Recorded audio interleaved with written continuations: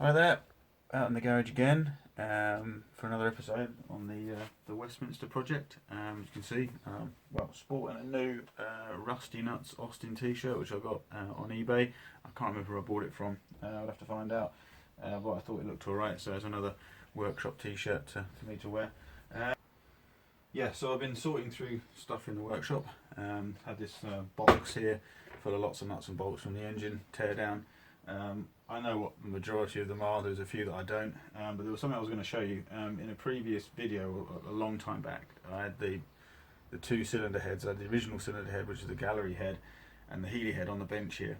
And I was talking about the fact that they had to narrow down the head studs that went through the intake, which is a really I think it's a weird design, but there is one of them anyway. You can probably just about see how that's narrowed down. That part there actually ran through the gallery in the cylinder head, so obviously your fuel air mix would have been going around all these studs, so it was their way of trying to take some of those restrictions out to make the head more efficient, I guess. Hence why I'm changing the cylinder head, because I just know that I'm not going to get any more power out of it because of how it's designed. It's just not physically possible to port and polish anything on it as in the intake. It's just not possible, as far as I know anyway.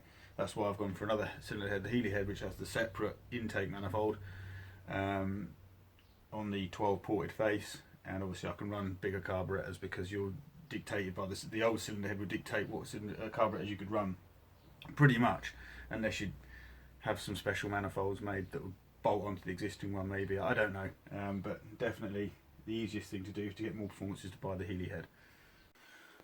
So what I was hoping to do today was work on the engine block and get the main oil galleries cleaned out and the plugs putting in the end. The only problem is the weather is a little bit undecided what it's going to do at the moment, and for me to move the block so it's in this end of the workshop, I have to take everything outside and then move everything back in, and I can't risk it raining because I don't want water droplets or anything going into the block because it will start to corrode it. So that's going to have to wait. So my plan is, hopefully you can see that, is do something else.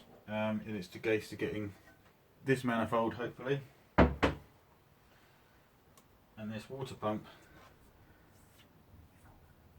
hopefully into primer and the green BMC top coat.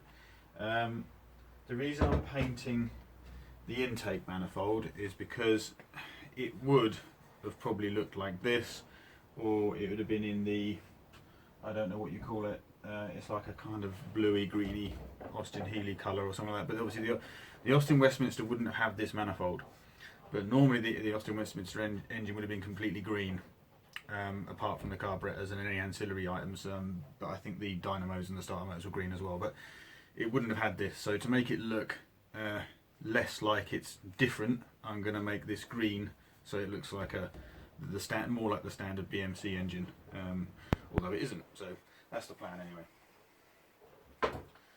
So it all needs prepping,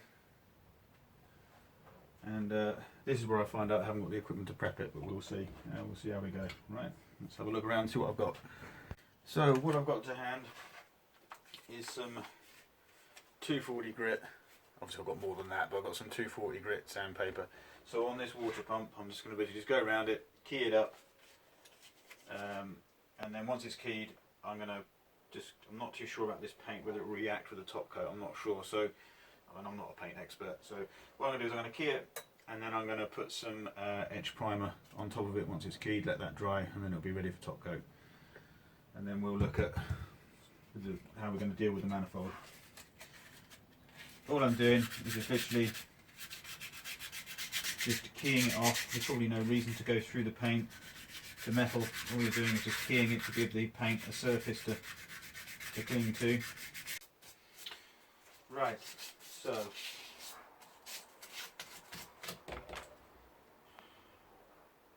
I've managed to key pretty much most of the pump. There are a few places I can't get to, but that'll be good enough for now to get a layer of etch primer onto that for the top coat. So we'll just give it a blast off with the airline and then give it a clean. Could give it a wipe down with thinners, I guess, or just with the brake clean, as long as it cleans it off. Right, so our water pump is nearly ready for going into etch prime.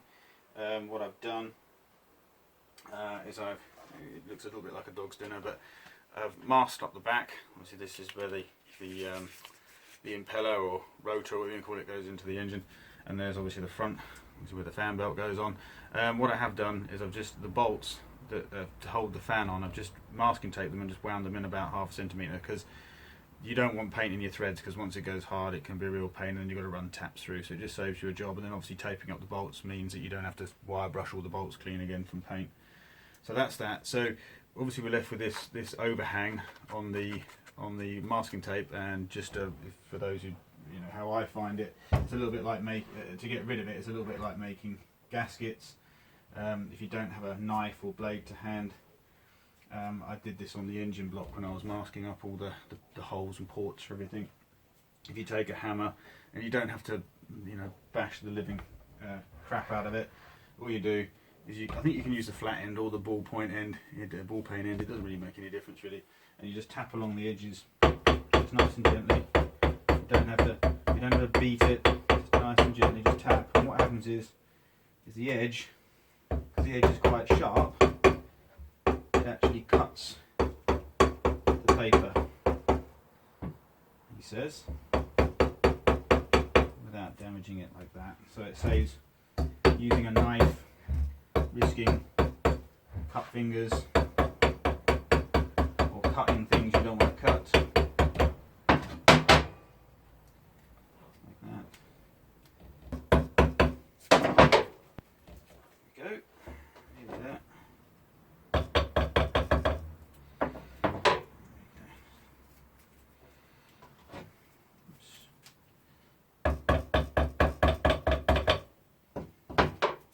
And there we go. So that's all nicely cut away the same shape as the job.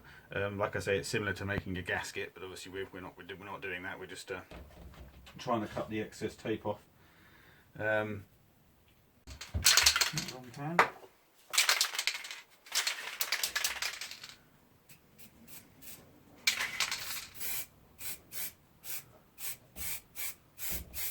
Okay, well, as you've seen, the water pump is now in Etch Prime already. That's obviously, it's just well, I say a light dusting. I probably put a little bit, probably more than I needed to, but it's definitely got a good coat of prime right now. So that's now ready for the top coat. I've now got a cup of coffee, which is obviously important. What I try to do, since I've been doing this channel, is sort of have t-shirts or cups that are a motoring theme. This is the first cup I've actually used. That's a Castrol GTX cup. A good friend of mine gave me this. Right, so now we need to look at getting this manifold into primer. This might be more of a struggle because I'm limited. I don't want to take sandpaper to this. I really need sort of wire brushes and Dremel pieces, but I don't have a lot at the moment. So I'll have to find what I've got and see what I can do.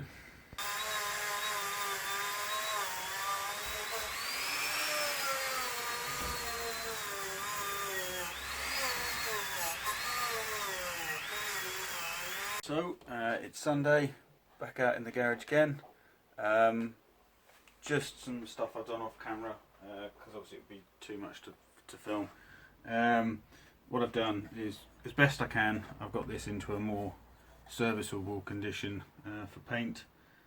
All I've been using is just small hand wire brushes, Scotch-Brite pads, a small file, and some Dremel bits on a Dremel, just to basically get this so it accepts paint a little bit better. So it looks a lot better than it did. So all we need to do now is mask this up and then get it into Etch Prime and then top coat. So obviously I didn't show you on camera because it just takes a little bit too long, but there we go, there's the manifold now in masking. Same thing as I did before, just gently tapping around with the hammer. Obviously cuts the edges of the masking tape, so that's all now ready. It's been basically degreased already, so we're ready to put it into Etch Prime and then top coat. Sorry it's a little bit noisy, the heater's on, but both items now, the water pump and the manifold, are now in Etch Prime, so we're ready for our top coat of green BMC colour. Okay, if you can hear me, Okay, this is really, the one is not really a proper spray mask, but it's what I've got. It will help. So I'm just going to put the top coat of green on.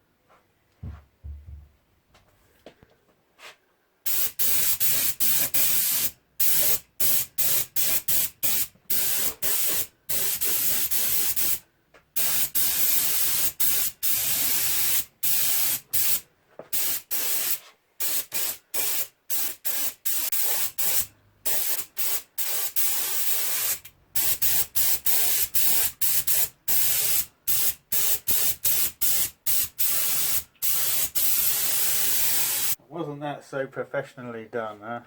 Yeah, hardly. And that will do it for today. At least they're in top coat now, and I'll demask them next weekend when I'm back again. Right, have a good week. See you next weekend. Bye now.